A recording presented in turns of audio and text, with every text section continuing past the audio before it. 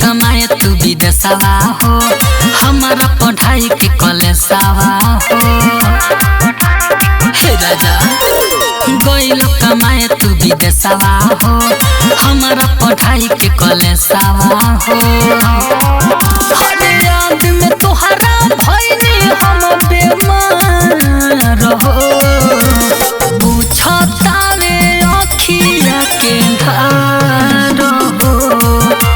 घरे कहिया आइबो भातार हो, पूछतावे अखिया के धार हो। घरे कहिया आइबो भातार हो।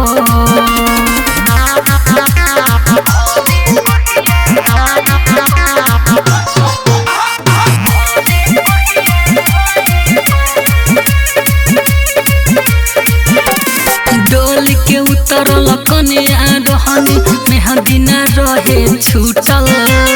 सोना के चिड़ैया लेखा उड़ल, दिलवा हमर टूटल। हे राजा डोल के उतरल कनिया रहनी, मेहंदी न रहे छूटल। सोना के चिड़ैया लेखा उड़ल, दिलवा हमर टूटल। दिल में नइखे पिया तोहरा प्यार हो, पूछतावे अखिया के धार हो। घरे कहिया आइबो भातार हो, पूछतावे अखिया के धार हो। घरे कहिया आइबो भातार हो।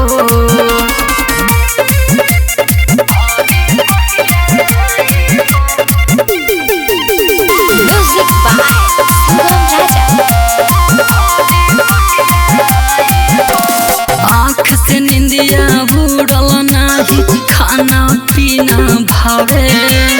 राइटर किसानी जीतू जितेंद्र तोहर ख्याल सतावे। आँख से निंदिया बुड़ल नाही, खाना पीना भावे। राइटर किसानी जीतू जितेंद्र तोहर ख्याल सतावे।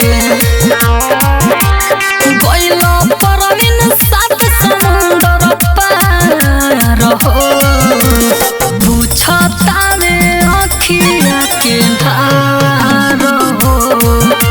घरे कहिया आइबो भातार हो, पूछतावे अखिया के धार